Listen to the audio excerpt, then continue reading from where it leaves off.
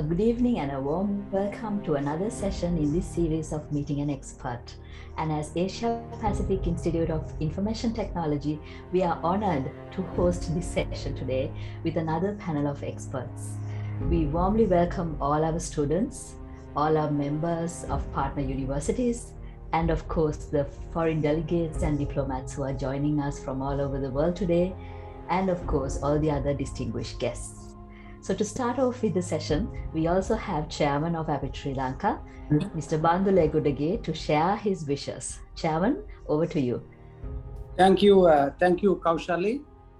Good evening to everyone from Sri Lanka, from APIT. First of all, on behalf of our APIT CEO, Mr. Roshan Legudage, and entire staff, board of directors, the student population, very warmly welcome the chief guest today, Dr. Khyati Shetty, for being with us, important time, and also spending her much valuable time for the benefit of APIT students and also the viewers. And this wonderful event is connected to overseas and the ambassadors and the very diplomatic circles, our APIT students and many more. So therefore, all the people who are connecting today also very warmly welcome on behalf of APIT. Ladies and gentlemen, we don't have to mention and talk about APIT much. Everyone is aware that APIT is very much known for quality education. For us from our side, this great initiative created by Dr. Rohan Tatukorala, the purpose is to give some direct intervention and also to have right connection with people and the personality like Dr. Khyati Shetty and also the important panelists. I mentioned that APIT is known for quality education. What I mean is, basically we will provide everything for the entire student satisfaction while ensuring all our parents' aspirations. So it's a balance sort of a thing. End of the day, not only the academic excellence, but we need to ensure all our student population are leaders. Our entire objective is to be leaders for the nation. Once again, if I fail my duty if I don't welcome the wonderful panel that they are yet to join, Mr. Tarang Gunasekara and my colleague Maksud Mira Saibu, and also known to me very closely Selonika Perumal. Very warmly welcome three of you all for the great panel. I'm sure you can add value along with Dr. Rohan Tatukorala, who is the great creator of this program, CEO's Forum for our people. So therefore, I'm sure this weekend will be a memorable, this event will be a memorable event for everybody, including entire viewing panels. So therefore, without much taking your time, I wish you all the very best. Once again, thank you, Dr. Khyati, for being with us for this evening. Thank you. Thank you very much, Chairman. And I think it's absolutely an honor to get that warm welcome from you, Vice President Nestle, and he's also the Chairman of the Industrial Association of Sri Lanka. So we have a very eminent personality today with us, Dr. Khyati Shetty,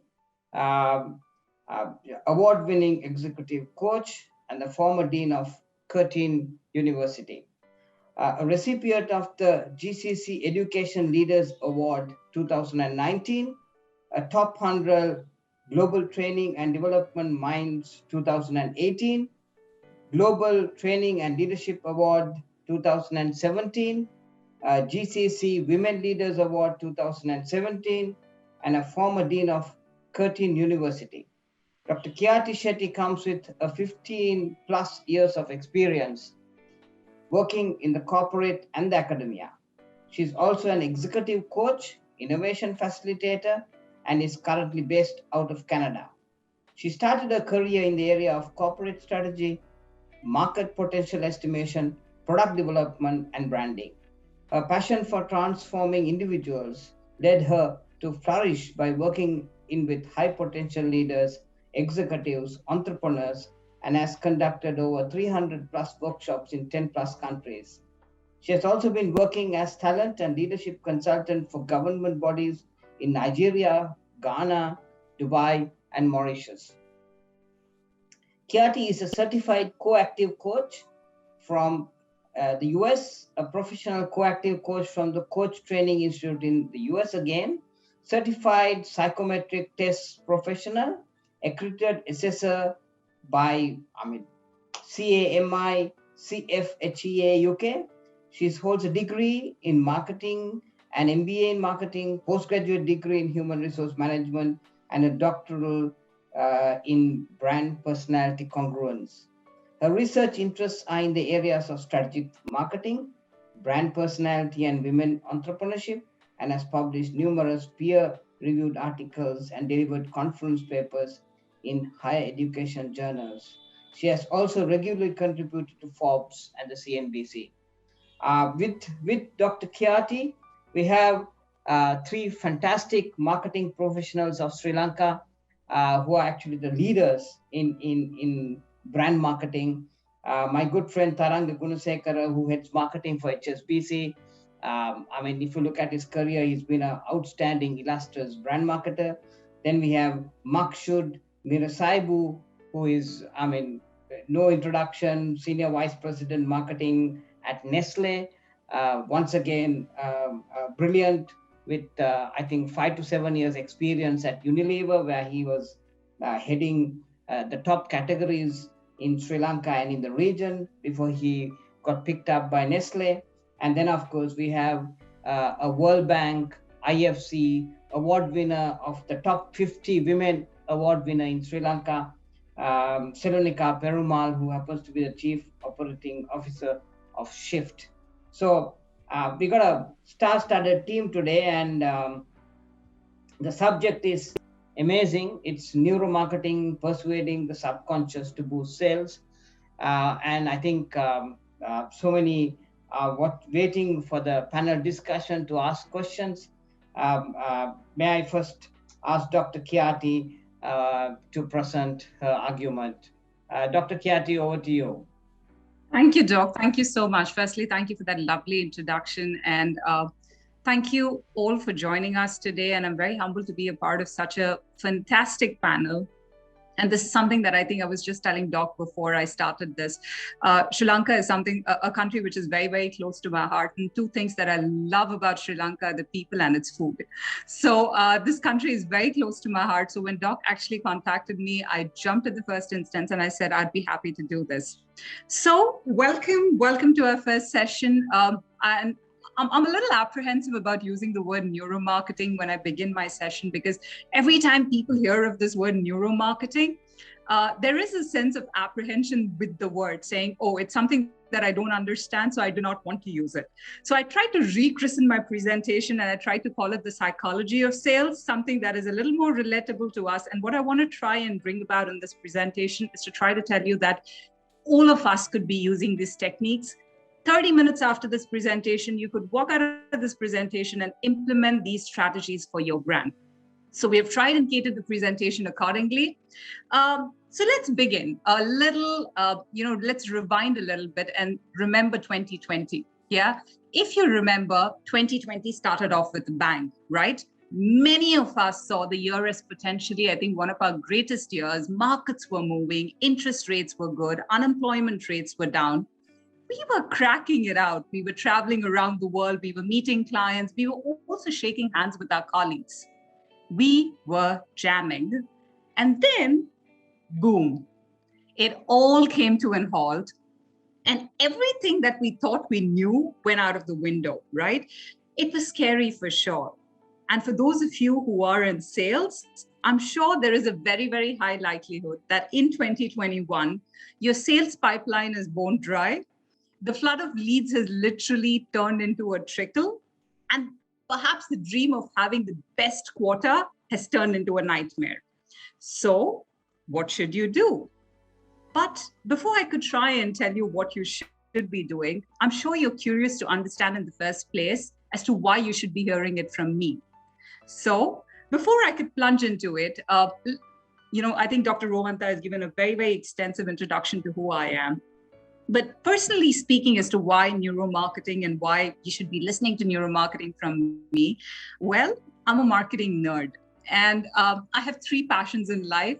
I'm passionate about the brain, I'm passionate about marketing, and I'm extremely passionate about people. And as you would notice, most of my education has gravitated around understanding these three things better. I began my career in sales and grew as the head of the marketing division of two very, very popular brands in India. And sometime during the best years of my corporate life, I decided to move towards teaching and training.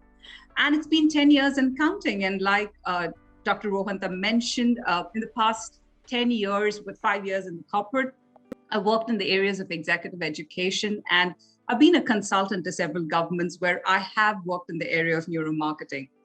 I worked as the dean of Curtin University for a decade, and I moved to Canada 2 months ago to take over as the academic director of a group of colleges here. So that's a little about who I am. So something that I'm really excited about to talk to you today is the subject of neuromarketing. Now, I started researching on neuromarketing 10 years ago. And in neuromarketing, you have the words neuro, which obviously means the brain. And then you have the word marketing, which simply translates into, I'm going to try to sell you something that you don't even need, right? And I'm sure all of you sitting out there may have something to sell. This may be your business idea, it may be your product, or it may even be yourself.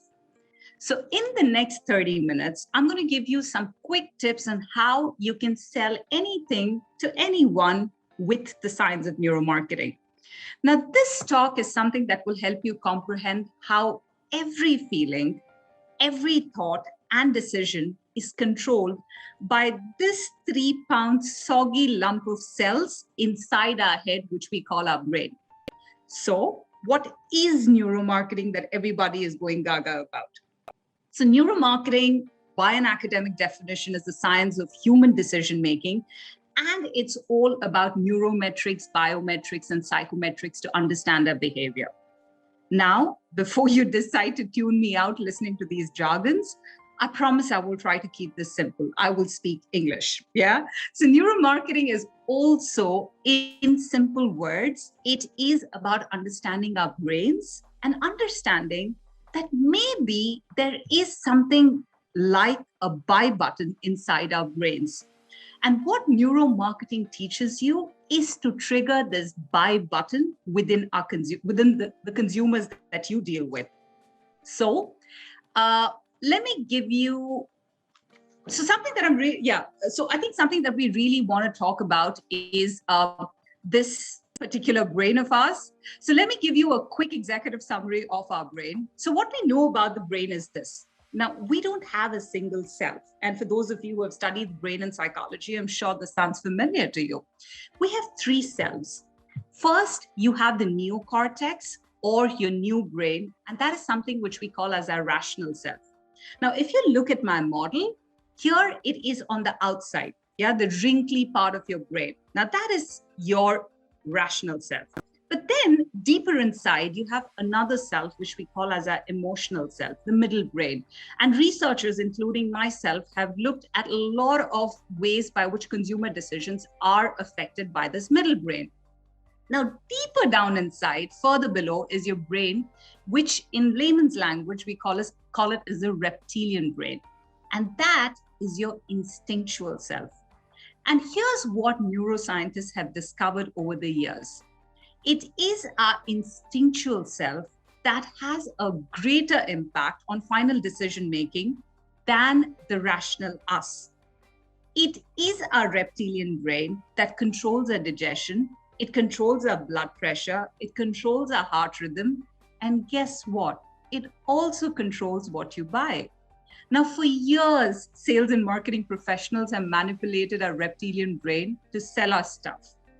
And today, I'm going to be giving you 5 psychological sales triggers to work on people's reptilian brain and to try and see how we can trigger that little buy button inside their brains. Here's the number 1, the decoy effect is what I call it. Now, if I told you that you could increase your customer upgrades by 262% just by adding a decoy. Would you believe me? Well, here's the thing. Most people do not know what they want until they see it in a context.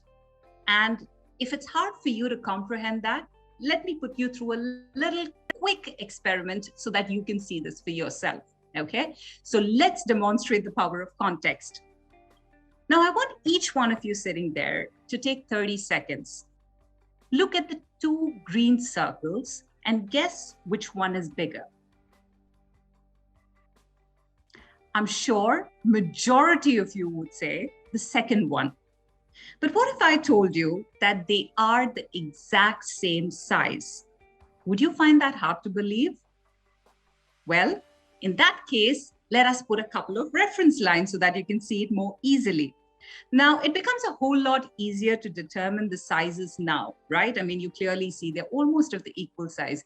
Though I still know your brain struggles to accept the reality, the green circle on the right still seems bigger. Now, this is because the contextual frame around the circle creates a huge impact on your comprehension. You might be thinking, wow, cool trick, right? But how does it help me increase my sales by 262% or get upgrades from my customers? So let's think about an example which perhaps we live through every single day. Let's talk about your visit to the movie theaters and the temptation to buy popcorn. Now, if there is a small and a large size of popcorn, let's say the small one is $350 and the larger one is $750, most people will end up buying the small one. However, if I, let's say, add a medium at $650, most people will buy the large one because it's only $1 more than the medium. The $650 option here is called as the decoy. Now, the decoy effect is defined as basically the phenomena where consumers change their preferences between two options when presented with the third one.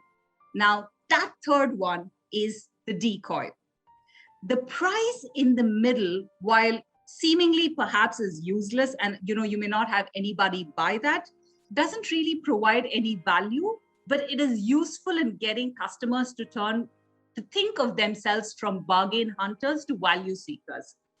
And the easiest way to spot a decoy is the next time you walk into McDonald's or the next time you walk into Starbucks, when the barista turns back and says, would you like to get a large latte for just $1 extra? The next time you hear to those golden words, you know they have been using decoy pricing to work with your subconscious brain. Now, let's talk about a few other companies that have been using this technique. And I think they've been using it very, very strategically. A lot of industries have been using this. You could talk about magazine subscriptions. You could be talking about online retailers. You could obviously be talking about the airline industry. Now, having this decoy justifies the higher prices.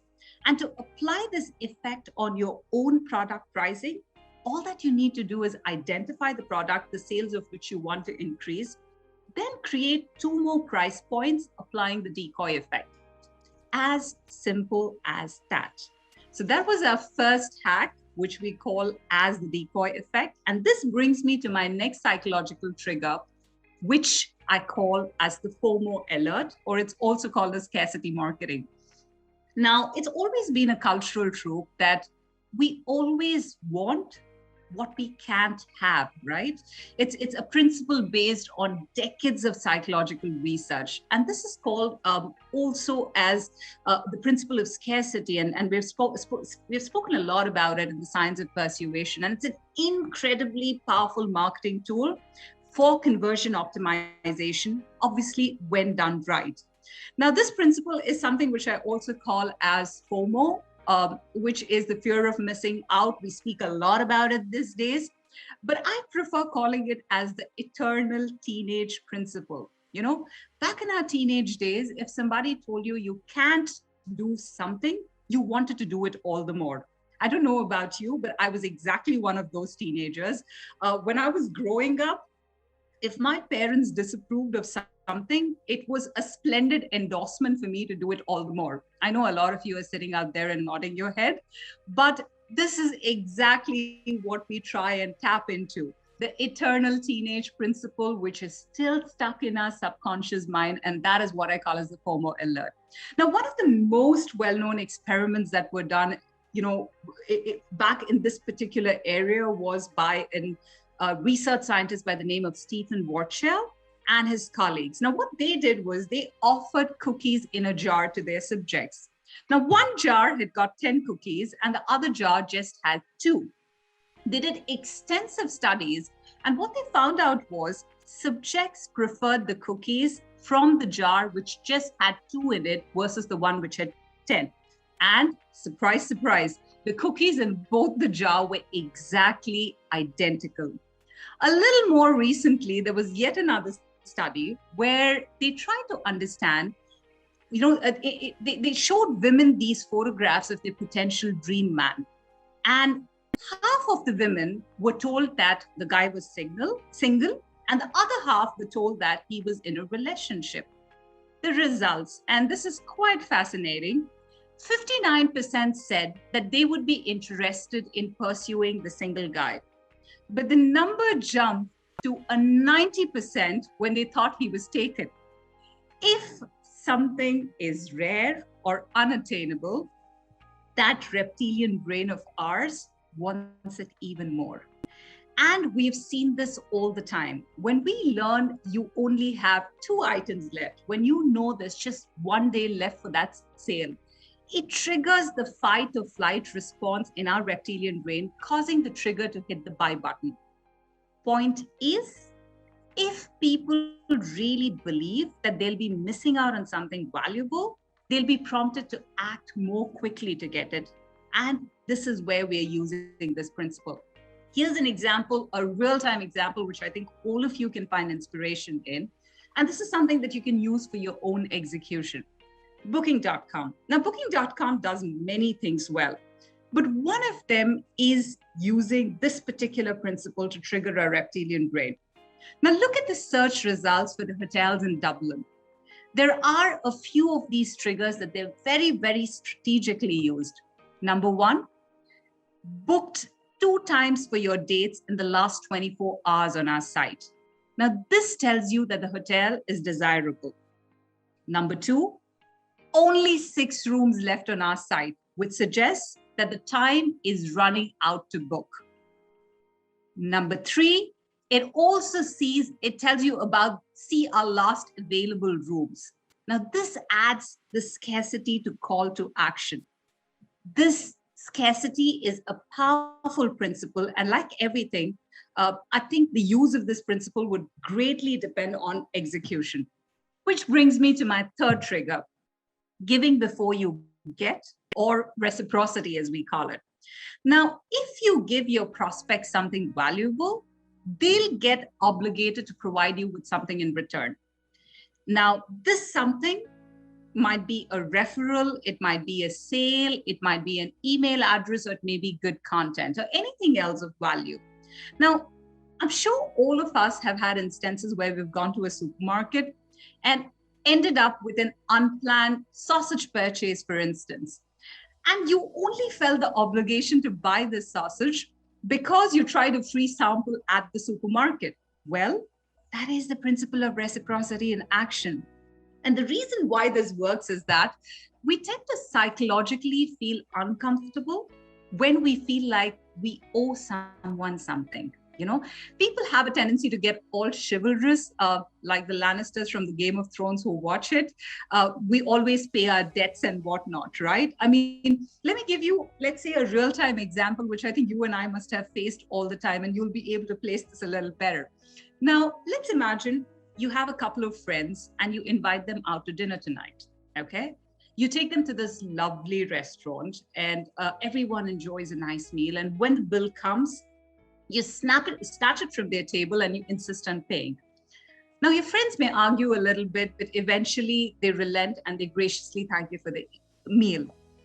So what do you think would happen next? And logically, I want you to give this a thought.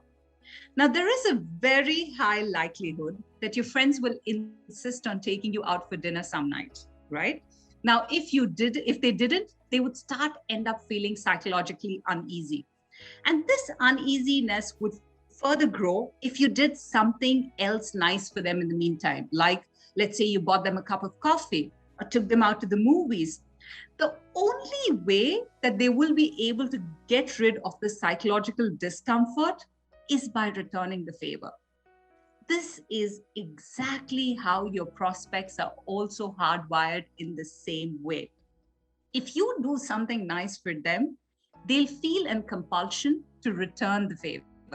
Like this company, for instance, they offer their customers a 100-day free trial of their mattress. You ask what happened after the 100 days? Majority of the customers felt indebted to the company for letting them have the mattress for that 100 days, and they decided to buy it after all. Now, this increased the sales of the company by a good 62%. The goal of reciprocity, the psychological uneasiness of someone who has done something nice for you and your need to return the favor. Now, when your prospects will utilize your help, it will be reciprocated in some way when you propose your deal. Now, it may not lead to an immediate sale, but you have triggered the reptilian brain. And that may end up in a sign up, a registration, an appointment, a demo schedule, or one of the things which will finally help you get your foot in the door. So this is how this particular principle works, which brings me to my next sales trigger, which I call, the law of social proof, as they call it. Now, the social proof manifesto, there's something very easy to understand about your prospects. Now, most of them are unsure of themselves. And when they're not sure what to do, they prefer to see what others are doing, and then they blindly follow them, the herd mentality, as we've always seen, yeah? Now, example, and this happens to me ever since I've come to Canada, people don't really have, the norm is to not really leave your footwear at the door, as most of us Asians do. But however, if you're visiting your friends, and I've seen a lot of my Westerner friends doing it here, is if you're visiting a friend's house and you see everyone else removing their shoes before entering, you'll take off your shoes too, right? Even if no one asked you to. And I've seen a lot of my friends who don't really do this as a norm. They do it when they come to my house and they see the others doing it. But this is exactly what we're talking about. Yeah, when we're unsure about what to do, we have a tendency to look towards the others. Now, for those of you who are doing your MBA, if you ever walk into a classroom and everyone is chatting, you'll try to strike up a conversation. But let's say if everyone is sitting at their desks without speaking, you will take your seat quietly because that's what everyone's doing. So from infancy, we have learned how to behave by observing others, how they behave. The more we see others doing it, the more convincing we find it. And let's say you also have, and a real-time example of this is you may walk into your favorite coffee shop early one morning and see a new tip jar on the counter. You know, the one that you see on the screen, the glass jug with a slot cut in the top and a handwritten note thanking you in advance for your tips. Now, very often we have a tendency, you would never see that particular glass jar empty. There will always be a situation where you'll see $5 and $10 bills in that particular glass jar. And when you see others have done it, you don't want to be that cheapskate who walks away without your coffee, who walks with your coffee without really tipping the person. Now, that's where your reptilian brain determines what is correct by finding out what other people think is correct. And I can bet this with my life.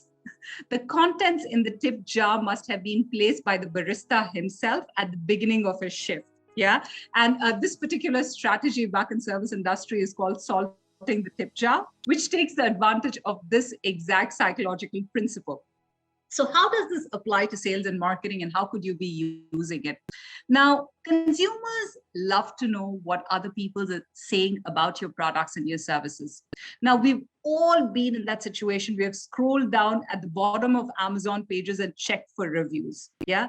Using words like best-selling, fastest growing, that is social influence at work. Now, typically, if you share customer reviews from the same industry as the prospects, it would highly influence them to purchase your product. Now, according to analysis by Spiegel, displaying reviews can increase your conversion rate by 270%. And the one way to find the perfect review is for you to first get into the mind of the consumer and understand what the prospect's needs are. And once you're able to identify that, you could try and post reviews that talk about those needs.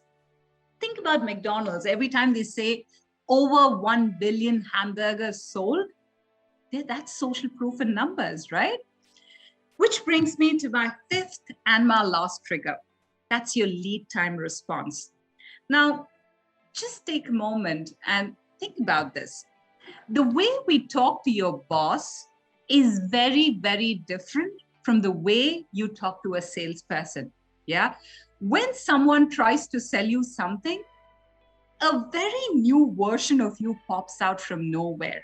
And let's call this person Kevin. Yeah. Now, Kevin is someone who has authority. Kevin also sounds like he's someone with a little bit of an ego. Yeah. Now, Kevin obviously has ego issues because that's what buying does to every human being, right? I mean, Kevin is spending bucks, and that's what gives him a sense of authority. Hence the ego. So when any prospect drops an inquiry on your site, it's advisable to call him within the next 5 minutes, which is ideal. Now, this creates a solid first impression in the reptilian brain of your consumer, and it shows that you care about his business. This is what Kevin would think. I just dropped an inquiry on this site and I got a response in a few minutes.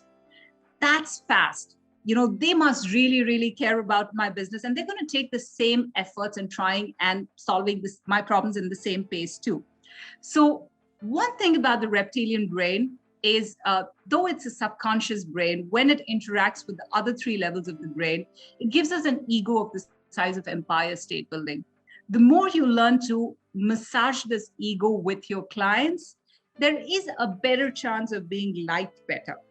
And just to put this in numbers and soak you up with a little bit of statistics, here's a graph that shows the impact of conversion against time. Now, this experiment on 1,000 inquiries was carried out in the beginning of 2019. The statistics show that if you call back within the first 3 minutes of an inquiry, you can improve your overall conversion by 391%. And that's impressive, right? So, as promised, here are your five very simple psychological triggers to entice your customer's reptilian brain. I could talk about 50 such triggers, and as we move, we have the tendency for neuromarketing to get sophisticated. Ends up, we try and layer it with a lot of technology. We've used different devices like fMRI, we've used the EEG imaging, or it could be as simple as using anchoring, framing, or the Decoy Effect. However, this was your little sneak peek into neuromarketing. My objective here during this presentation was not to daunt you from ever using this, because people have a tendency to believe that neuromarketing is just for the big sharks of the world. They can be definitely very, very sophisticated tools that we could use, which are very useful in giving you powerful insights. But you do not need $1 million to try and implement neuromarketing back in your companies or even in your personal lives for your personal brands. And that is what I want to try and bring about in this first presentation that we had about neuromarketing. I think I'm going to leave you with this. This period in sales history requires a heavy game of mental toughness, and there is no doubt about it. It's hard because we can't look too far ahead. I mean, with the pandemic, things are very uncertain, but all that we can do is to do the next thing right. Don't stop doing what you do. You just may have to adjust the way you're doing it or who you're doing it for. So these neuromarketing triggers that researchers have proven time and again work like crazy to boost your response rates. But again, don't take my word for it. Try them for yourself and see what kind of results you'll get. And Believe you me, I'm pretty sure you're going to be amazed. Now, in the meanwhile, I think, I'm going to pass this over to Dr. Rohanta. If you ever need to contact me, those are my contact details. I'm also on LinkedIn. You have any questions for me, you want to connect, you need any help, just give me a shout and I'll always be there. Yeah. Thank you. And over to you, Dr. Rohanta. She's beautiful, she's intelligent, and she's very interesting. Khyati Shetty, thank you very much. Fantastic presentation. Thank you so much. I thoroughly enjoyed being here, and I'm glad if people found this useful. I'd like to acknowledge the presence of Head of Marketing at Sri Lanka Cricket. We have Upul Navaratna with us, and then of course we have this eminent panel.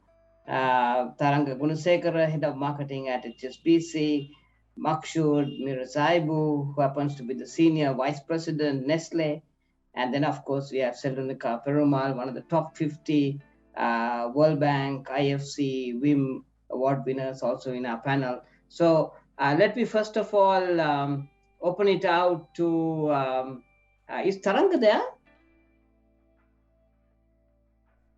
I saw Taranga around. Maybe until Taranga comes in, the person who, I didn't even have to explain when I just asked whether you can be a panelist, because Makshud was like totally into this subject. Makshud, over to you. Unilever background, Nestle, over to you. Rohant, I was like worried you would put me in the spot, but you did it likewise, I suppose. Hi, Dr. Khyati Shetty. It's a privilege and an honor to meet you. And Rohanta, first of all, thank you for inviting me. Great to be here. Rohanta, how would you like me to start? Sorry, because I just joined in 10 minutes ago into the session, and I think the final words I captured of what Dr. Shetty was talking about. Maybe I would like to take 2-3 minutes, if it's okay by you, like my interest in this subject, and when you mentioned it, how my eyes wide up. Absolutely. Lighted up because you messaged me, I think at 1:40 in the morning, and my message was quick because I was so excited about this. So maybe, Dr. Shetty, I loved about you saying about mental toughness, and it doesn't cost too much as well. I wish I was there from the start of the session, because this is a topic that I got interested about 3-4 years ago. And ever since that, been a keen student, I must say. So for everyone's maybe information, I want to give a brief intro as to how I stumbled upon neuromarketing.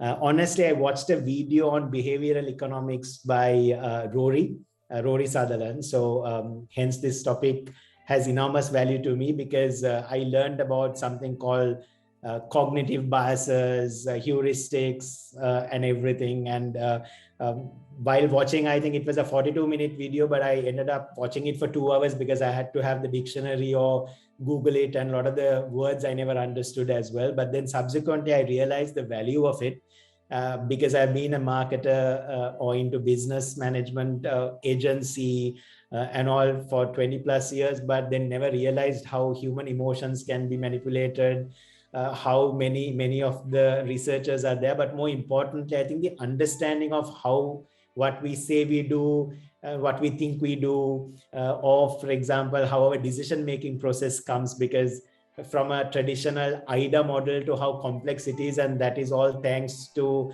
understanding psychology, understanding behavior. And I think in the last 5 years, the ability to really understand what are the brain triggers that come through. And I think with the fMRI, the EEGs coming in, really to understand. And for me, that was a big revelation.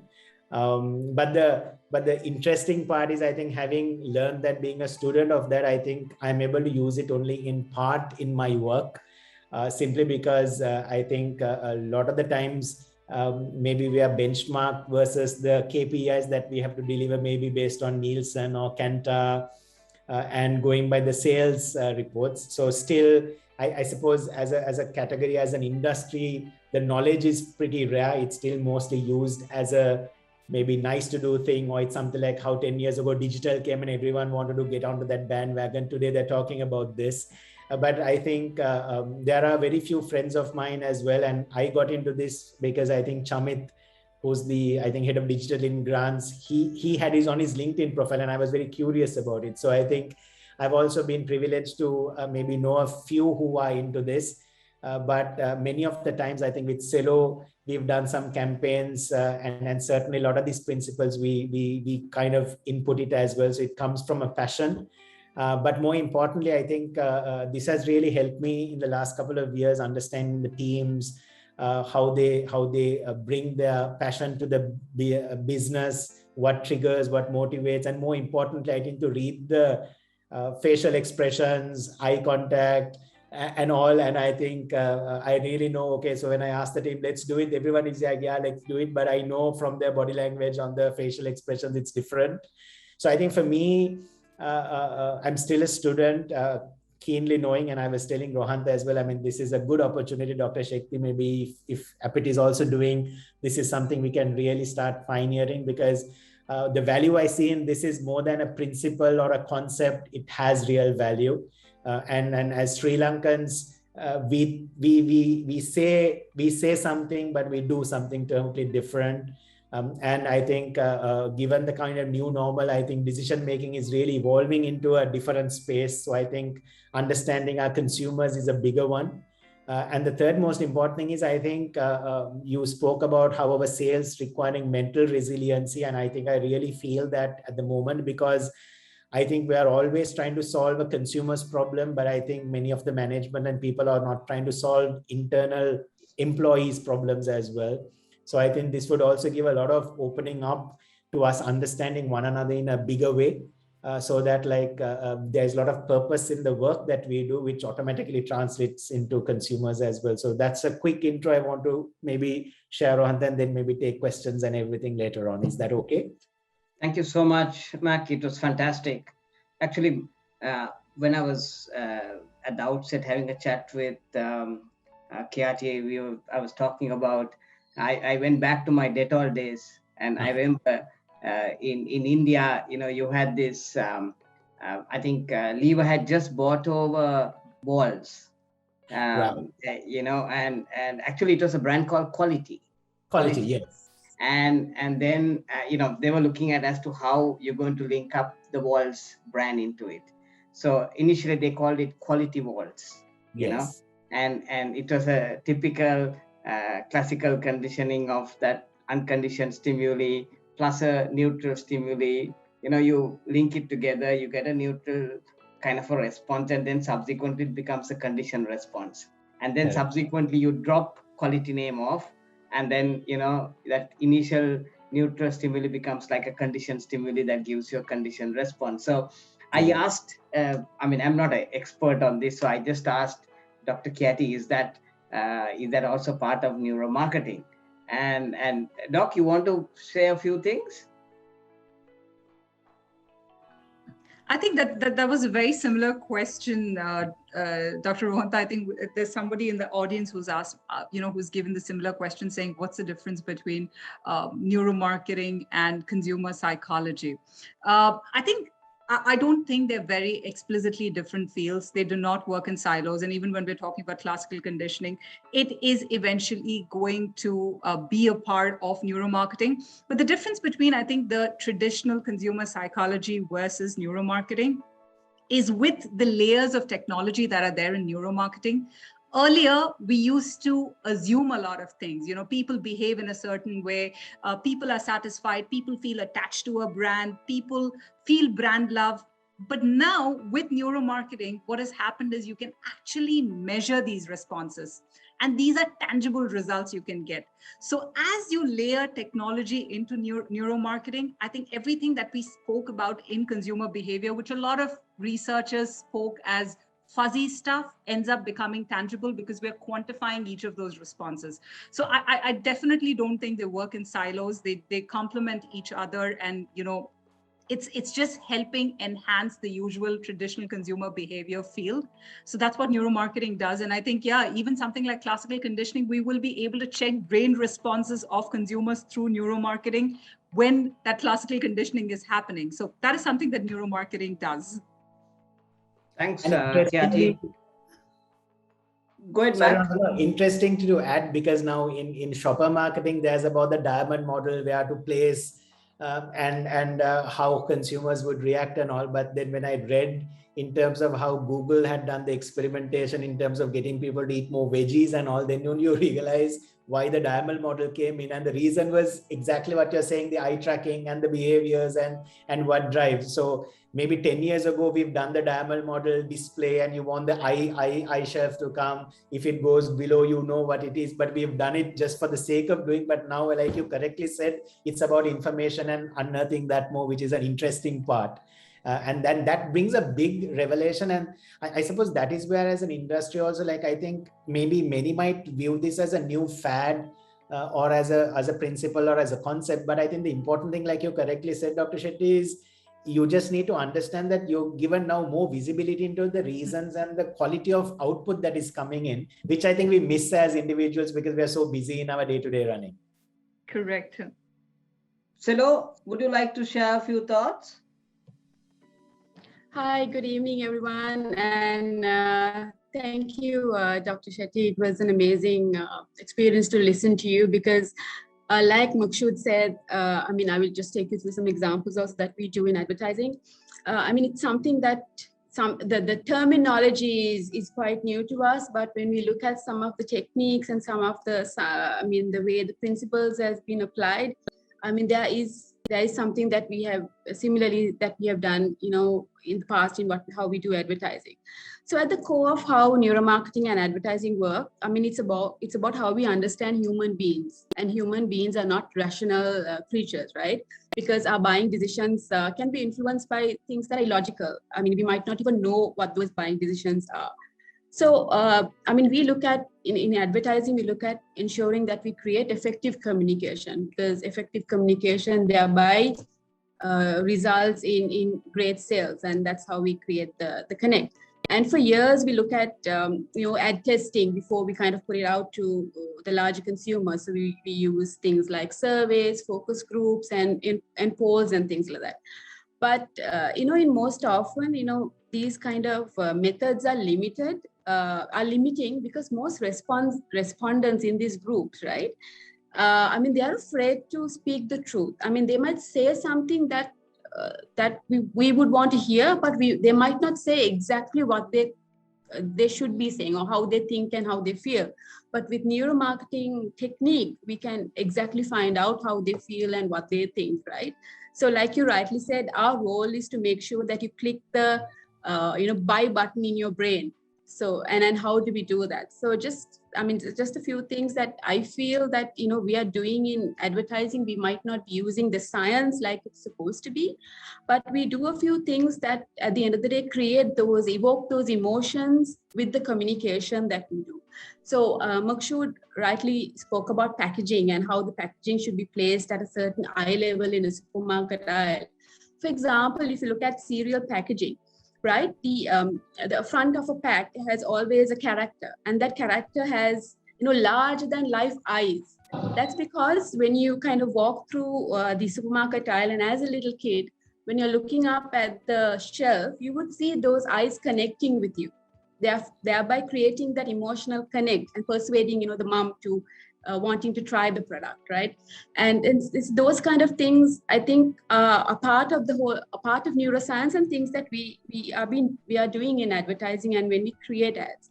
And another thing is, I'll just take an example of a brand that I work with, Makshood, which is Maggi, and it's food, right? But it's a noodle. But the emotions that we want to evoke and the feeling that you get when you have the product, the feeling that you get when you look at the ads, it's much more than that. It's about comfort, it's about joy, it's about how this warm bowl of Maggi noodles makes you feel.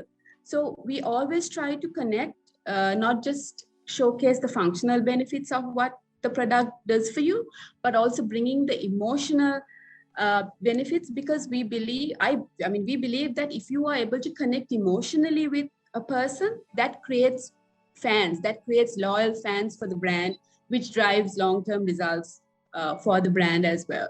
So, that's how I feel that we bring in different examples of the science into the way we work, and also how when it comes to research and ad testing and things like that, I believe using the technique of neuroscience are going to help us create effective communication, right? I'm just quoting from a giant, an ad legendary, Mr. David Ogilvy. He was he never believed in consumer research, right? And I quote, he says, consumers don't think how they feel. They don't say what they think, and they don't do what they say. So, but with this technique and neuroscience technique coming in, now we have a way to see people's emotional reactions, and we can find out what they're leaving unsaid. So that's what I feel, how we can bring it into the advertising that we do. Thanks, Hello. Thank you very much. My mind goes to, I think I went for some program in Pondicherry. I think it was the Elida Gibbs training center, no? It was one of the lever training centers, and they had a beautiful way that they explained this whole thing of psychology for one of the ice cream brands, where they show a girl and a boy meeting, and then they go to the apartment, and it's such a very seductive thing. They remove each other's clothes, and when things are about to happen, she moves out, opens the fridge, and takes the ice cream and has the ice cream, and you have this line which says, "It's much better." So now that also, I think they had done this research on the Millward Brown model, and they check to see at what point you are the most aroused, and then at that moment they introduce your brand. So it's I suppose those are also part of this whole area of neuromarketing and how you use that subconscious. Taranga, we have our HSBC man. Taranga, your view. Hi, Ronta. Hope you can hear me. Yes, very clear. Yeah. Lovely seeing you. Hi. So, likewise, and great to be in the panel. So, ladies and gentlemen, if you are wondering who the decoy was out of the three panelists, that's me. I've been missing for a while. That's because you were looking for me. So, hence, I'm the decoy. Thank you. Fantastic session by Dr. Shetty. Really enjoyed it. So, my mind goes back about 15 years. When a buddy of mine who's now in Australia doing his PhD on the same subject did this program with a leading leading marketing institute to introduce the fifth P in marketing. And obviously we all know about the four Ps, and we were we were young budding lecturers. I'm sure Rohan, they will remember this. And the fifth P was for psychology. So my mind goes back 15 years, we were talking about this, and today it's great to hear how things have really evolved, and we are talking about some interesting stuff. And what's interesting is in the past we always used to learn and unlearn stuff as obviously marketers and brand marketers. And one of the things we quickly unlearned was the fact that we can't tend towards subliminal advertising. That's taboo. So here we are talking about more subconscious based advertising and brand building. So that's important. So what I want to do is probably share with you a few examples of perhaps how we HSBC as a leading international brand kind of have embarked on this whole journey of using a bit of neuromarketing. And I think I basically would like to kind of take a few examples and share it with you. So the first example probably is the decoy effect. I'm sure it's something that really resonates well in my mind. So if you look at so as a bank, we are into services. So unfortunately, we don't really have the full play or the full suite of things like maybe like a physical entity like FMCG. So in the service marketing field, it's really important to kind of really package it and kind of bring it out and make it reachable. So the decoy effect in action was really pretty much about 2 years ago. So if you take one of the leading products we have for affluent, emerging affluent is a product called HSBC Premier. So all these years, Premier was focusing on the main income earner or the person who obviously is the lead person, the father or the professional. But we also found that the wife plays a huge role in that decision making of becoming Premier. So we always used to kind of, I remember we used to do things like, card holder times free and stuff, which used to play out and get the wife to really push that little pressure button and say, get premium because I'm getting all this discount. I can go out with my friends. And then about 2 years ago, we realized we can probably use the decoy. And that really makes sense now when we think about and reflect on it. And that was when we found there was this real opportunity where there are kids who are massive influencers of taking products. I'm sure Dr. Shetty also would agree with me that the kids play a massive influence, both rationally and more emotionally in purchasing behavior. And what I would probably say is, we found between the years of 18 to 28, they are in this formative age. And what they're really looking at is finding their feet. So what we basically did was we anchored our product on these kids who are 18 to 28, and we actually call it HSBC Next Gen. So it was an interesting concept where we anchored the whole product around a decoy, which was the kid, essentially 18 to 28, and got people to think about premium. And the reason for that is most of these kids were going overseas for their education. And what HSBC can really bring to the table was this whole aspect of international banking services when you're going overseas. So that is a good example of using a bit of a neuro marketing effect. And the other big aspect, obviously, is we deal with a lot of credit cards, which means you're looking at the Fomo effect.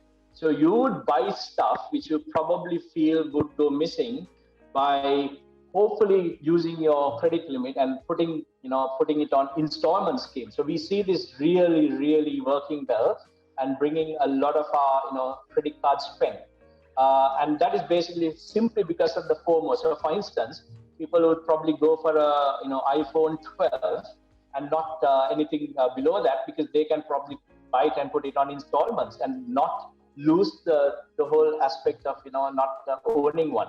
So these are some of the two examples I can think of. The third one I thought was really interesting was the element of decision paralysis. I think that's something really interesting in the whole neuromarketing space. When you have too many choices, it tends to kind of deters you, it distracts you, and it kind of dilutes the whole effect. So this is where we had if you look at our product portfolio in the service area, we had 10 to 15 products about 10 years ago. What we have done is we made it very, very simple. We basically have offered a choice between 2 credit cards and 2 banking products. So when a customer talks to us, it's very easy for them to select some of these things as a part. In the past, we used to have lifestyle loans, for instance. We had 10 different types of lifestyle loans. Imagine the frustration, I'm sure, what the customers would have gone through. So obviously, I thought I'll probably share these 3 examples from the banking industry. And probably the next big thing I feel is going to happen is the fact that there's a lot of disruption post-COVID and pandemic. And this disruption comes from the fact that today, the element of shopper marketing, that example of the sausage sampling that Doc was talking about, probably is out of the window. So today, you probably buy a lot of the stuff online. So I think that's where this whole aspect of the social proof would really be coming in. And I think that's going to be a massive, forget the color coding, forget the packaging, forget the Fomo, and probably the decoy too. I guess you can use the decoy on online for sure. So I think about that.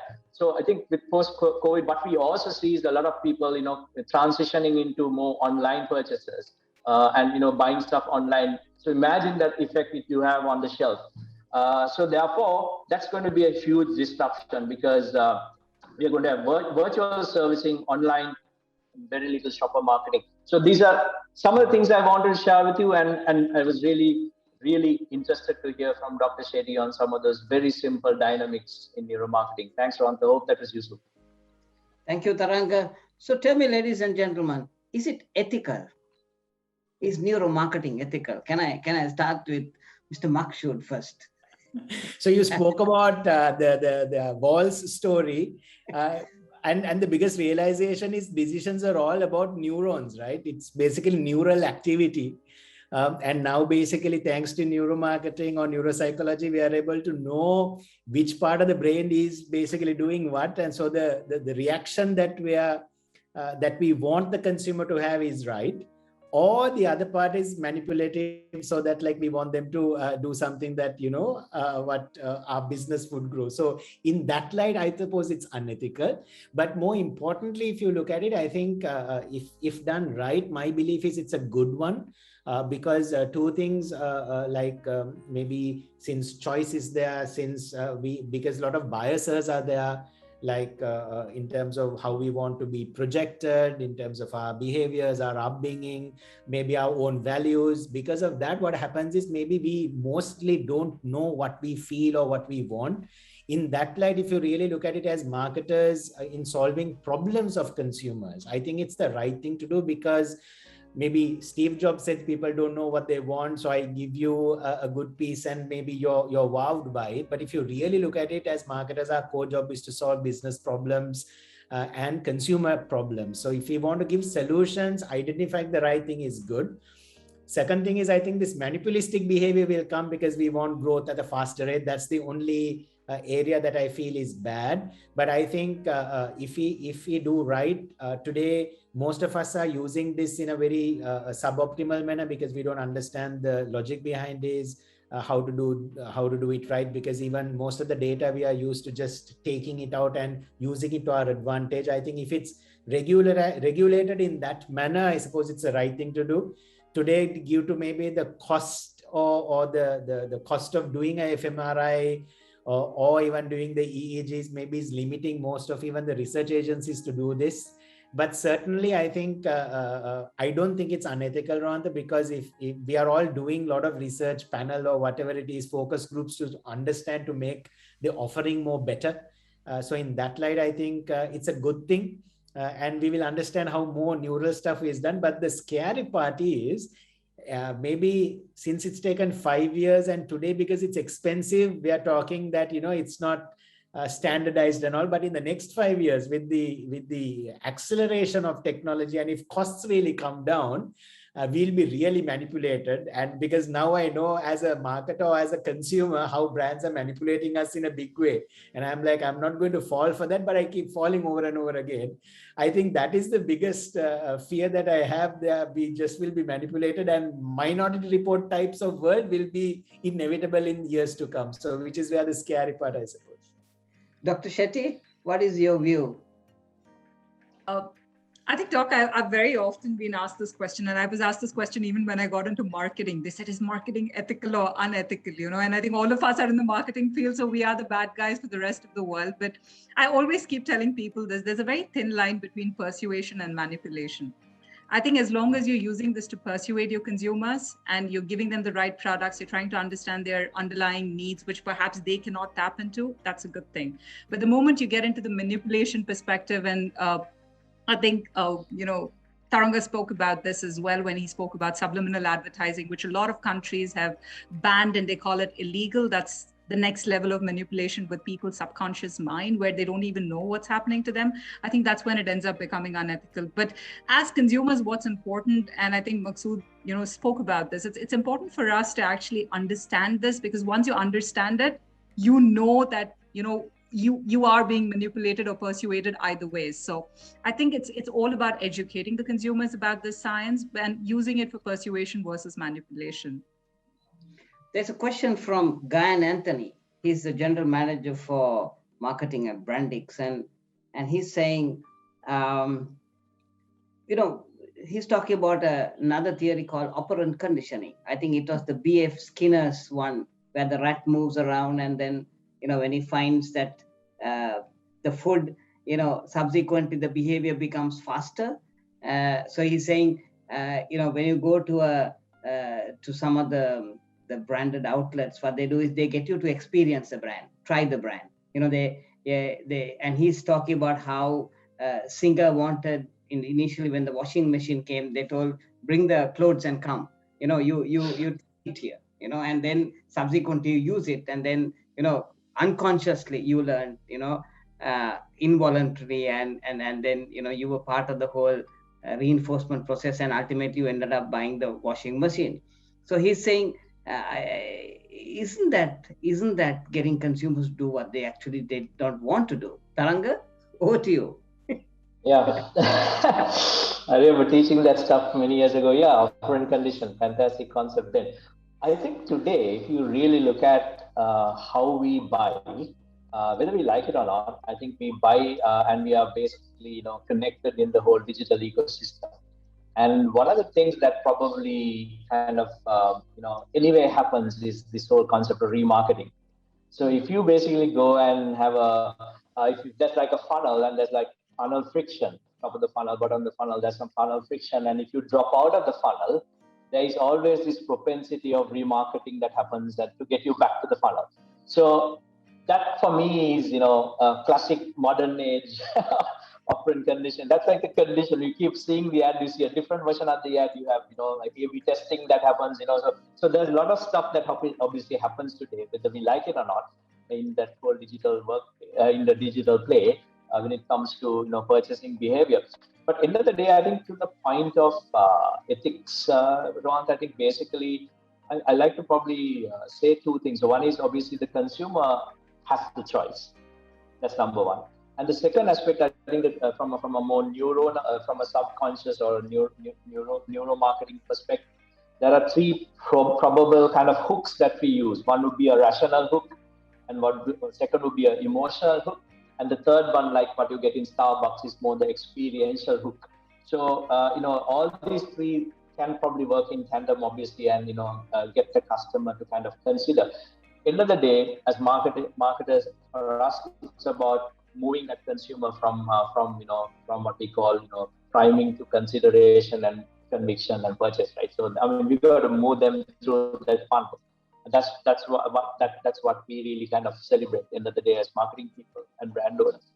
So I thought that's kind of my view when it comes to this whole conversation. Thank you, Selo. What is your view? I mean, you're an advertising person, and you know that in supermarkets, eat popcorn and drink Coca-Cola is advertised at 1/10 of a second at subliminal level, and then you see the sales increasing on those days. I mean, don't you do this in advertising? What is your view?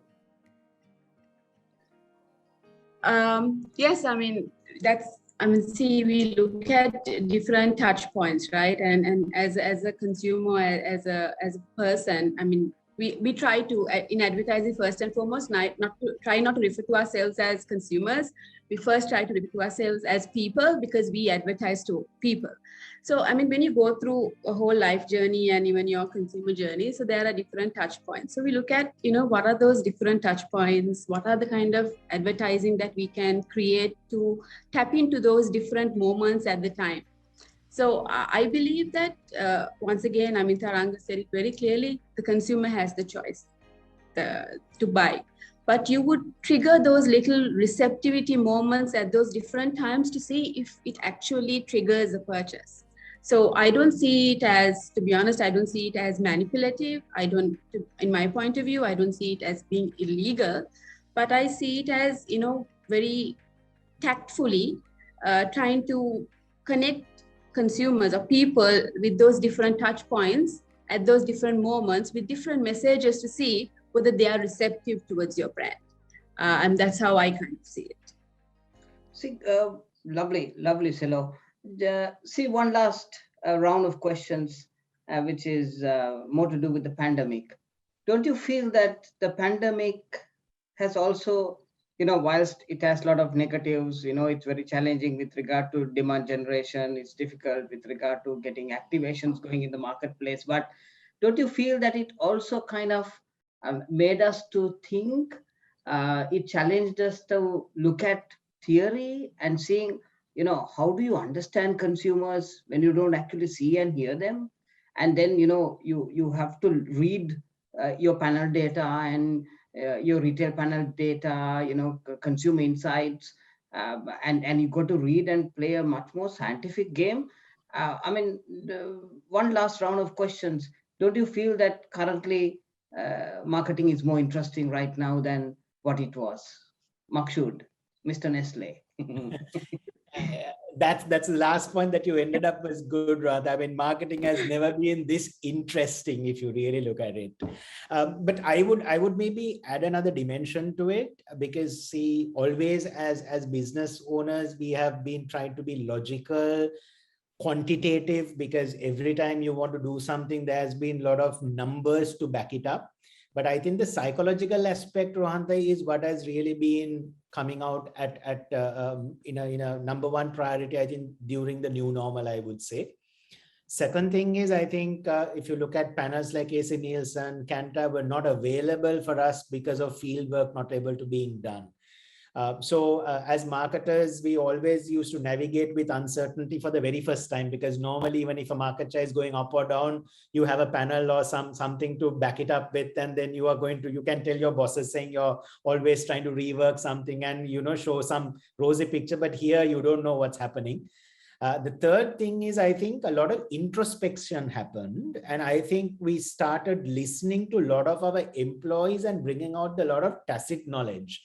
And I think for once, we always say, okay, we are consumers, we are not marketers, and we listen to ourselves and all. I think this time it truly happened because life normally was hunky-dory, and you paint a good picture, and you're trying to get your advertising guys to really get excited, inspired, and do some creative work. But now you realized you're the consumer, you're stuck in four walls.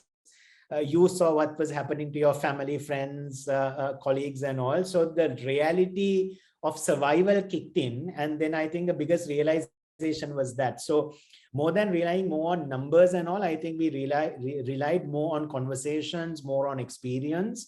And I think even to the teams, they could relate the communication to be more humane, to be connecting. And I think this time, in my opinion, more than logical reasoning, it was the qualitative, psychological, empathy, and the kind of biases that you would normally work got shattered, and the reality came in.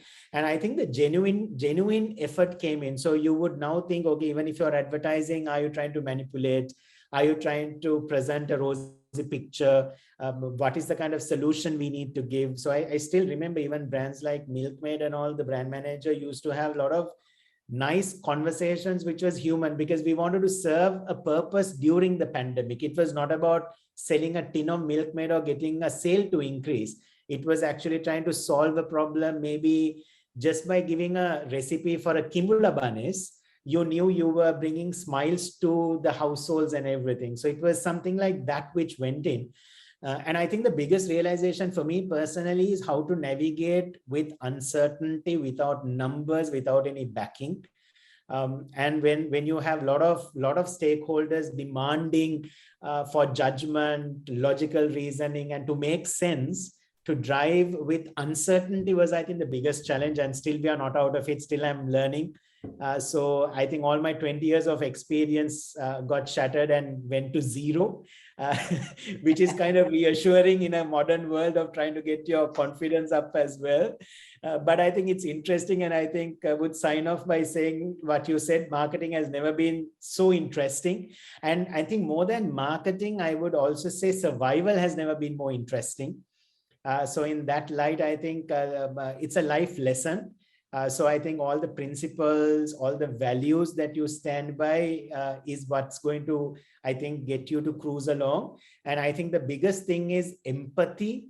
If empathy can come, I think all these principles are going to help. And that is why it really excites me to learn about neuromarketing, because I think empathy and neuromarketing is well connected, because empathy is all about driving with having a value of people, what they feel, what they do, and get the best out of knowing them. And neuromarketing is also going to really help us understand. So I think the principles of behavior economics, neuromarketing, psychology has never been important before is, I think, my final take. Taranga, what is it? I mean, fantastic, Mac, brilliant. Taranga, what is it for the last 80 days, 180 days? You've been to office twice, I heard. So how is it to run a brand from home? I mean, whoever thought it's going to happen like that? Yeah, and being a marketing guy, missed all those little chit chats and obviously the cocktail circles and I never seen you physically, Ron. This is the best way I can see you. And normally so we would go to have a cup of tea more than even work, right? Exactly. Talk about, last time I met Mac was in a panel similar to this, right, Mac, about 2 years ago.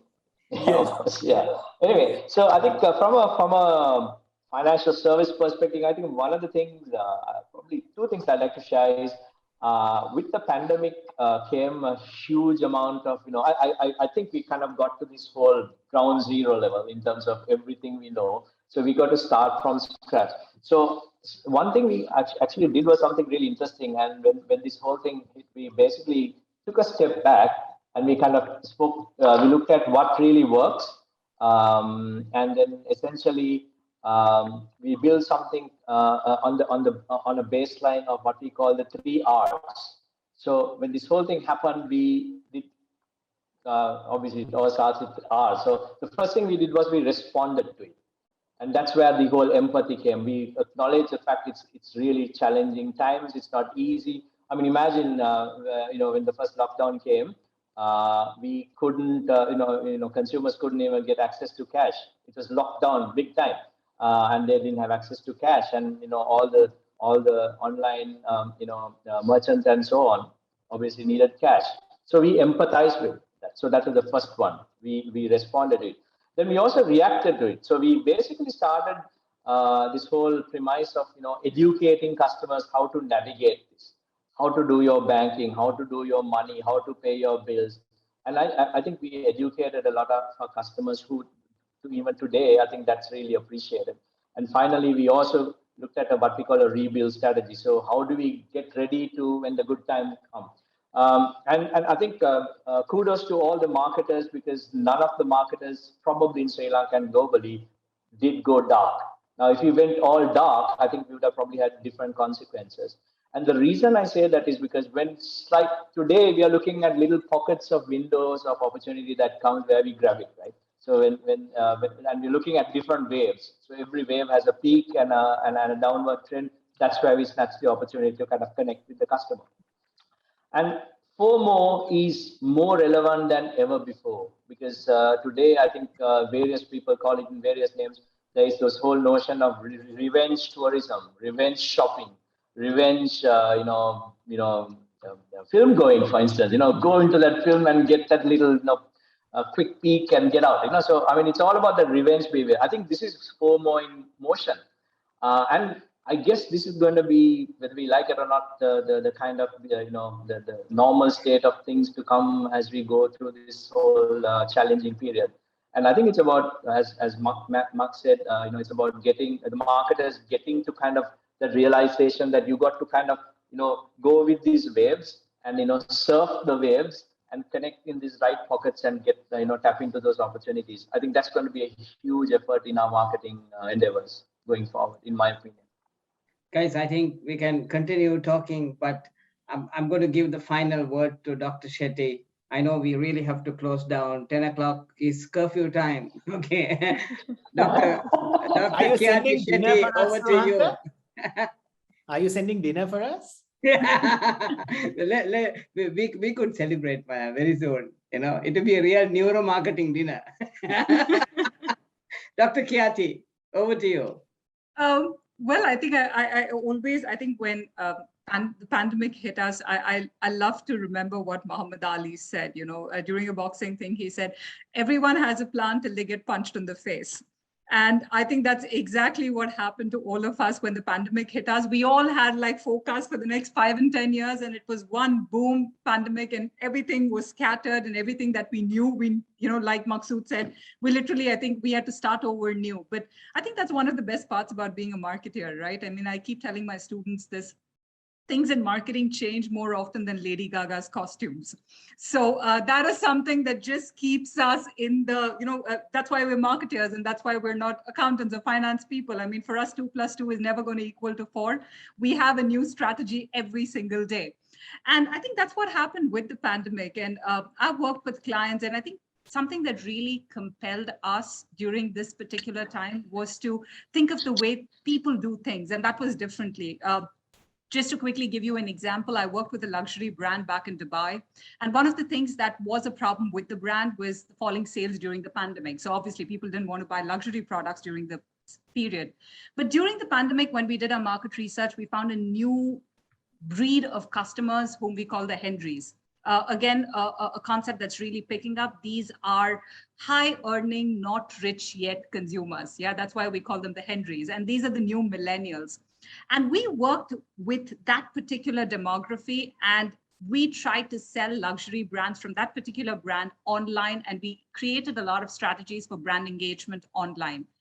And during the pandemic, within 2 months, we saw the sales increase. So and I don't think we would have ever done this if there was the problem of the pandemic did not happen. We did not see the sales falling. I think when there is a calamity, it forces us to see things differently. And that's where we start seeing that opportunity. And I think the pandemic has given us that. So, let's just look at this as a blessing and go places from here, up and onwards. Thank you very much, Khyati. I think we would love to see you in Sri Lanka. And I think Taranga organized that fantastic neuromarketing conference some years back. He called it the 5th P, Psychology of Marketing. And it was a full house at, I think it was at Cinnamon Grand. And it's lovely discussing this. I'd like to hand over to Kaushali to do the winding up. And guys, it's fantastic catching up again. Kaushali, over to you. Thank you very much, Doctor. Indeed, what a wonderful, fruitful, and enlightening evening. And I'm sure this is definitely a neuromarketing dinner for everyone who is having this enthusiasm towards the subject and towards naturally human beings. And I'm sure there will be a lot of our students lining up to, get to know about this further. And Doctor, thank you so much for your time. And all the other panelists, thank you so much for coming on board and sharing these experiences. This is definitely not something that can come to any student by just looking at a book. So while thanking all of you for this sharing and experience sharing session today, we come to an end of another session in this series of Meeting an Expert. And we would like to wind up the session for today until we meet back again in the next week. Stay safe and good night. You guys. Good night. Thank you, Kaushali. Thank you.